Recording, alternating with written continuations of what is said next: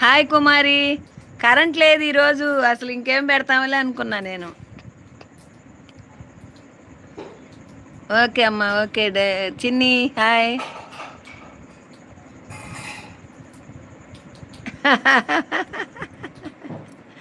ఆ,